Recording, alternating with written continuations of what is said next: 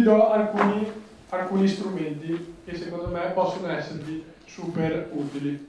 Allora, tutti assolutamente gratuiti e di facilità di utilizzo massima. Allora, questo strumento si chiama Eventbrite. Qualcuno di voi l'ha mai sentito? Ok. Eventbrite è una piattaforma che permette la registrazione dei vostri utenti al vostro evento. Cosa significa questa cosa qua? Significa che voi, con una piattaforma gratuita, se l'evento è gratuito, avete la possibilità di avere un'idea di massima di quante persone verranno al vostro evento in anticipo e, soprattutto, avere una chiara anagrafica delle persone che parteciperanno.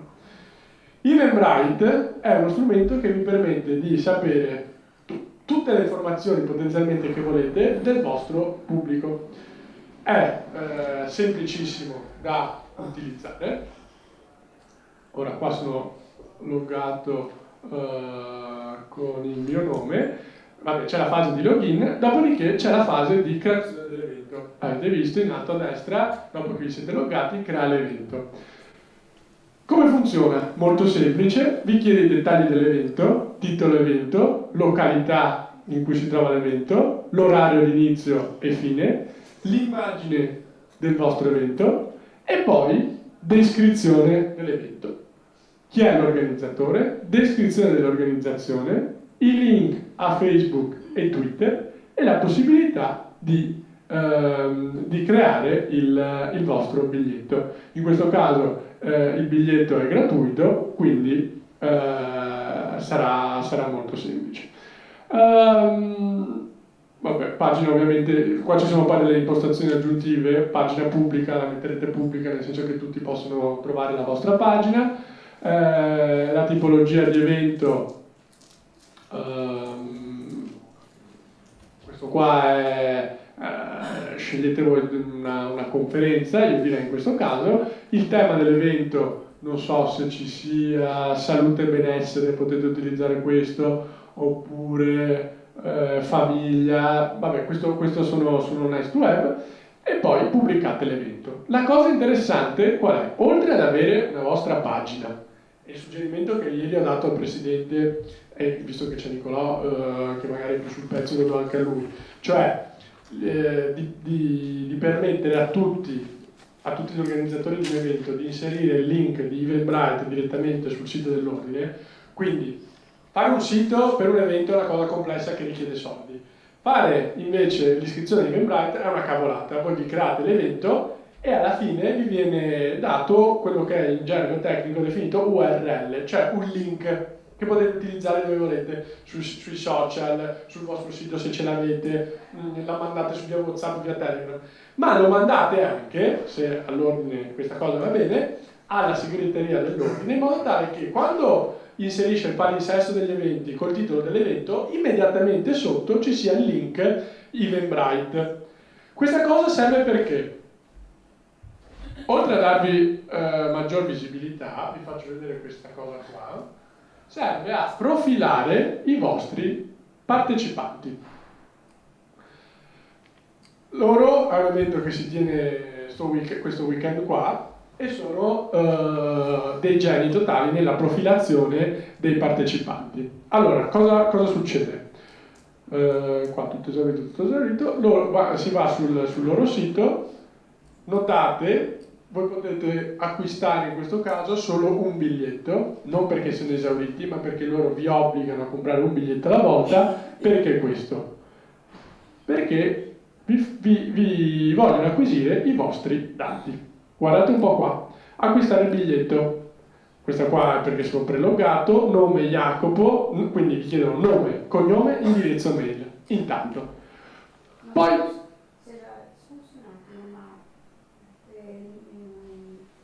quelli che vengono a questa conferenza possono deciderlo senza bisogno di iscriversi, no. Semplicemente... In questo caso no, perché devi acquistare il biglietto prima perché a pagamento. No, ma la vostra è gratuita, sì, assolutamente, possono presentarsi. E se non si iscrivi non appaiono i partecipanti. Esattamente, esattamente. No, occhio, i partecipanti non appaiono all'ordine, i partecipanti appaiono direttamente a voi. L'ordine pubblica solo il link al vostro evento, ok? Quindi sulla piattaforma, sul sito web dell'ordine, voi manderete alla segreteria, previa autorizzazione chiaramente, manderete alla segreteria il link di Eventbrite. Questo link contiene tutta la descrizione dell'evento e poi la possibilità di iscriversi all'evento, anche se è gratuito. Questa cosa qua vi consiglio caldamente di farla, perché sentivo qualcuno dal pubblico lo diceva già, per l'acquisizione dei dati. A voi interessa da morire avere tutti i riferimenti dei partecipanti. Io oggi, per esempio, qua uscirò e avrò un paio di biglietti di visita di qualcuno che me li ha lasciati. Punto. Ma 2 su 30. Non è il mio settore, quindi non avevo un particolare interesse a raccogliere i vostri lead, ma se fosse stato un evento mio dove andavo a pubblicizzare la mia azienda, io ero interessato a conoscere tutto di voi, per poi nel follow up cercare di vendervi qualcosa, qualche mio servizio, qualche mio prodotto in relazione a quello che fate, ok? O quello di cui potreste aver bisogno. Quindi cosa fanno i nostri amici di TEDx Verona? Vi chiedono qualsiasi informazione possibile, nome, cognome, email e telefono cellulare obbligatori. Vi chiedono il titolo professionale, quindi vanno a capire se siete un dipendente, se siete un imprenditore, se siete in che settore lavorate, vi chiedono l'organizzazione e pure il sito web. E poi vi chiedono tutta una serie di altre informazioni, link ai social, se avete partecipato ad altri TED, cosa ti aspetti da TEDx Verona, per acquisire e avere tutta una serie di informazioni che a voi servono, che all'organizzatore serve per, in determinati casi, migliorare l'evento successivo, in questo caso. A voi invece potrebbero servire per iniziare a creare il vostro database, se non lo state già facendo, di la cosiddetta mailing list dei vostri contatti, per iniziare a creare un rapporto continuativo con i partecipanti al vostro evento. Cos'è la prima parola chiave? In questo caso, questa cosa qua a cosa serve? Tu ti registri, inserisci le parole chiave, dopodiché ti arriva un altro messaggino dove ti fanno completare il tuo badge, ok? Quindi, anziché dare badge tutti uguali, ti danno il tuo badge personalizzato con nome, cognome, nome azienda e foto e 3 parole chiave che ti identificano. Questa cosa dovrebbe facilitare? Il networking. Questo evento qua è un evento che serve per fare networking fondamentalmente, oltre a ispirare e via dicendo. Ma ai partecipanti, io se vado a un TED, mi faccio ispirare dagli ospiti e poi voglio fare networking con le persone che ci sono. Le 3 parole chiave dovrebbero incentivare questo genere di attività. Dove viene pubblicata questo? Cioè, vuol dire l'evento dove viene pubblicato? Allora, la piattaforma, voi vi iscrivete qua, registrate, create il vostro evento e l'evento viene fuori su Eventbrite, quindi uno troverà il vostro evento sia su Eventbrite. Si usa Eventbrite, però, cioè, vuol dire... Sì, però questa cosa si indicizza anche su Google. Se voi andate a scrivere adesso TEDx Verona, vi viene subito dopo il sito di TEDx Verona, vi viene fuori il link a Eventbrite. È la seconda cosa, seconda o terza cosa. TEDx sì, ma magari... No, ma in generale, perché prenderà il nome del tuo evento, una persona cerca l'evento, se non hai un sito web è la prima cosa che viene fuori. Ok, quindi non c'entra niente il TED, è proprio, siccome Eventbrite è riconosciuto da Google come una piattaforma trustable, allora è una dei primi risultati nelle ricerche Google.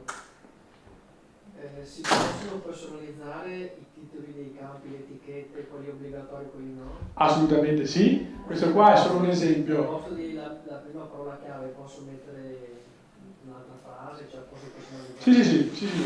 La cosa bella è proprio questa, potete personalizzare e chiedere il maggior numero di informazioni o di input che volete all'utente. Ovviamente ricordatevi che ogni volta che voi chiedete qualcosa in più rispetto a nome, cognome e email, state creando un problema all'utente. Qua TEDx Verona a me sta creando una rompitura di scatole, ok? Non solo perché devo comprare un biglietto alla volta e quindi andiamo in 4 e ho dovuto rifare la stessa procedura 4 volte, ma anche perché lascio tutta una serie di dati di un certo tipo. Lo faccio perché mi interessa andare, quindi ho detto vabbè, lo facciamo. Fosse stato un evento meno interessante, probabilmente avrei detto vabbè, sai che c'è, non vado, ok? Quindi fate attenzione al mix tra utilizzo, al mix tra richiesta dei dati e si chiama user experience dell'utente. Quindi su questa cosa fate molta attenzione. E questa può essere una modalità unica di iscrizione all'evento o in associato? È in aggiunta, come diceva la signora, a un evento gratuito uno viene qua ed entra e si registra. Consiglio comunque a tutti i partecipanti: non ti sei iscritto su Eventbrite, format, nome, cognome, email all'ingresso, se no non entra. Insomma, è stato un po' trasciato, però il succo, diciamo, tu non hai lasciato è questo, ok? Quindi assolutamente utilizzate Eventbrite. Ieri tutti erano entusiasti della cosa, perché a chi ha il sito web e ha la possibilità di aggiornarlo con l'evento interessa relativamente, anche se comunque è utile per la raccolta dati. A chi non ce l'ha, evita di crearsi un sito web, utilizza semplicemente questo form ed è a posto fondamentalmente. Creare questo profilo può aiutare in qualche modo il sito a indicizzarsi meglio o non ci sono? Sì, se avete anche il sito aiuta a indicizzarsi meglio, assolutamente sì. Io ho un dubbio rispetto al raccogliere i dati delle persone che vengono, perché non è che poi io le posso chiamare, nel senso che l'obiettivo il mio è quello di farmi conoscere, di lavorare sull'adolescenza, non è che poi posso essere, cioè, credo che eticamente neanche possiamo fare una cosa del genere. Sarebbe più opportuno che noi dessimo loro eventualmente dei biglietti da visita e qualora avessero la voglia e il coraggio di chiamarci, che ne so, ci chiamino. Questo è un dubbio che ho, che forse si lega un po' al dubbio anche della non credo sia questo l'obiettivo comunque, cioè penso che l'obiettivo di questo sia per noi professionisti individuare che categoria di persone viene a partecipare, perché nell'organizzazione del prossimo io saprò chi rivolgere maggiormente la mia... in questo senso, ma non in questo senso. Allora, io dal mio punto di vista direi cioè aderiscono all'incontro, però comunque ti conoscono e sono le stesse persone alle quali puoi inviare direttamente l'invito all'incontro successivo, perché se sono venuti al primo, sempre mantenendo il livello della privacy, perché comunque rispetti la privacy, però l'obiettivo se è recuperare farsi conoscere oppure fare degli incontri divulgativi di informazioni. Facendo l'esempio della dottoressa di prima, io se fossi lei... È troppo vincolante, non so, forse non lo riesco a spiegare. Però... Ti faccio l'esempio pratico della dottoressa di prima. Lei dice, non so bene qual è il mio target. Fare una cosa di questo tipo ti permette per il prossimo evento di avere già la profilazione, quindi quello che dicevi tu. Ma anche di questo evento, senza di avere di sapere... Giusto, e in più sai già come targetizzare l'evento, ok? Quindi capisci già le persone che partecipano che orientamento possono avere, secondo aspetto positivo. Quindi già, primo, capisco il mio target per l'evento successivo. 2, capisco come settare il mio evento, perché chiaramente queste informazioni le so prima. 3, se uno si iscrive e ti lascia i tuoi riferimenti, alla fine dell'evento, nella settimana successiva, non vuoi mandare una mail dicendo ciao, grazie di essere venuto, vuoi che facciamo un incontro preliminare? Per chiudere, consiglio mio, questa cosa qua fatela tutti. È un must have. Non must, è must have, quindi fondamentale. Poi imparerete anche voi a utilizzare sempre meglio, prego. Se io faccio un volantino per pubblicizzare l'evento, potrei scrivere che Assolutamente. è consigliabile iscriverci. Assolutamente sì. Assolutamente C'è sì. il modo di fare non so, mi sfugge il coupon sul QR code, potete inserire il QR code sul flyer, sulla brochure, che rimanda all'eventbrite, assolutamente sì. Ultima cosa che vi do come consiglio, quando create l'evento c'è il numero di biglietti disponibili, no? Considerando che è gratuito, dovete considerare questo aspetto qua. Non inserite mai esattamente lo stesso numero di posti che avete con i biglietti. Essendo un evento gratuito, considerate un delta di persone che si iscrivono e che poi non vengono. Vi faccio l'esempio: al premio innovazione, l'evento, la sala teneva 450 ospiti, noi avevamo messo su Eventbrite, dove c'era la registrazione più o meno obbligatoria, 500 ticket. Perché? Meglio qualcuno in piedi che una sala mezza vuota. Poi di regola un evento gratuito, voi considerate che il 20% delle persone che si iscrive non viene. Questa è una regola aurea, proprio è così. Poi c'è un evento come il premio dell'innovazione, la percentuale era molto più bassa perché è un evento di un certo tipo. Se invece è un evento che organizziamo noi addirittura mettiamo il 50% di posti in più, ok? Per essere sicuri che la sala non solo sia piena ma sia strapiena. Qualcuno starà in piedi, però piuttosto di avere l'effetto mezzo vuoto, meglio qualcuno in piedi. Quindi considerate anche questo aspetto, sono tutti piccoli accorgimenti che però nell'economia di un evento vi permettono di andare alla grande. Ultimamente sto usando su Facebook la modalità che c'è il foglio precompilato in automatico, no? Non è già più... Su cosa? Su Facebook. No, ma per cosa, scusa? Quando crei un evento, o per esempio c'è la modalità che l'utente clicca sul pulsante e appare il foglio già precompilato con la mail già inserita. Cioè te lo restaura automaticamente, quindi è un passaggio... Anche lì poi aggiunge molti dati, però lì, come hai detto te prima, più dati chiedi, più anche un click a volte fa perdere. Benissimo. Questa è benissimo. Un altro strumento che vorrei condividere con voi è MailChimp. Ovviamente non abbiamo la possibilità qua di vedere nel dettaglio tutti questi tool perché richiederebbero del tempo, però è importante che usciate da qua con la curiosità di approfondirli e conoscerli. Questi entrambi i tool che vi sto facendo vedere servono anche a voi come professionisti, cioè non solo legati all'evento, è una cosa che poi secondo me potete utilizzare quotidianamente. MailChimp è il miglior strumento in assoluto ad oggi, che perlomeno io conosco, per tutta l'attività di newsletter e email marketing. Okay? È uno strumento gratuito fino a 2000 contatti che vi consente in maniera molto molto semplice di crearvi la vostra newsletter. Okay? Questa cosa qua è fondamentale. La dottoressa prima si faceva qualche remora. Oggi non esiste più il fatto di avere paura di aspettare che il cliente venga da te.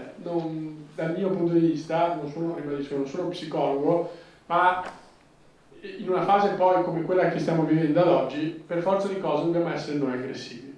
Questo qua è uno strumento che ci permette non tanto di essere aggressivi, ma in maniera abbastanza facile di mantenere continuamente il rapporto e il contatto con il nostro paziente o con il nostro potenziale target. Okay? È uno strumento che quindi vi permette di costruire in maniera molto semplice delle newsletter con titolo, immagine, dei video, i contenuti che volete e in maniera automatica la manda a tutta la vostra mailing list. Chi non ce l'ha ma ha già una mailing list può prendere la propria mailing list, il proprio database, integrarlo dentro MailChimp e poi continuare a popolarlo. Ok?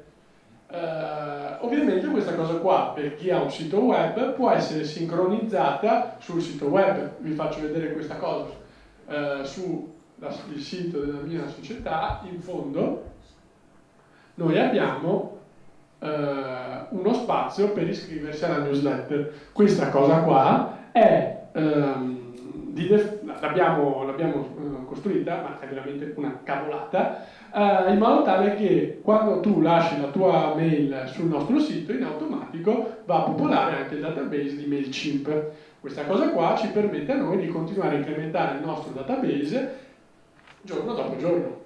Ok?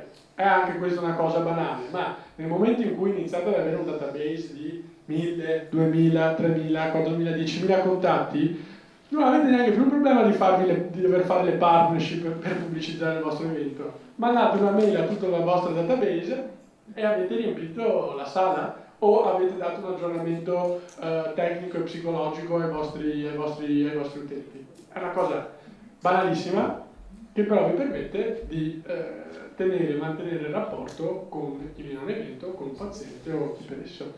Ok? Purtroppo non abbiamo il tempo di vedere come funziona nel dettaglio MailChimp, ma è importante che voi usciate da qua con la curiosità di dire vado a studiarmi MailChimp. E non studiare, ma applicare il Eventbrite, fondamentale. Domande? Sì, è quello Prego. il Eventbrite, hai detto che è personalizzabile. Sì. Per cui posso decidere anche quali asterischi lo si toglie. Esattamente. Ok. Assolutamente. È facile? C'è scritto. Beh, adesso non so, suggerimenti, posti riservati.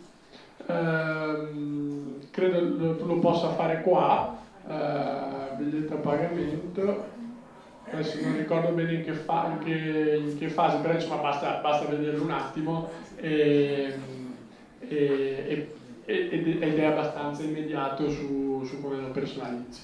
Quindi ti registri lasciando nome, cognome e mail a Eventbrite, crei il tuo evento, fai tutto il flusso, poi tanto per fare tutte le prove che vuoi lo vedi solo tu, lo metti privato e non pubblico, quindi vedi tu come viene fuori. Nel momento in cui sei sicura e hai fatto le cose come si deve, lo mandi all'ordine e lo diffondi come vuoi. Comunque dici che nella fase dei biglietti la personalizzazione. Sì, doveva essere qua, adesso non la trovo perché io da un po' che non lo faccio, ma secondo me è qua, sai. Ecco qua, impostazione del biglietto, ecco qua. Qua te lo personalizzi tu come vuoi. Quindi sì, veramente immediato. Ecco, c'è pure l'anteprima, quindi vedi anche come viene fuori, quindi comodissimo. Ho ricevuto stamattina da un evento che parteciperò la settimana prossima tramite Eventbrite, e sulla mail che mi è arrivata c'era anche il numero di telefono, cliccando sul numero faccio la telefonata, c'è molto. E in più ti manda pure il reminder, senza che lo facciate voi.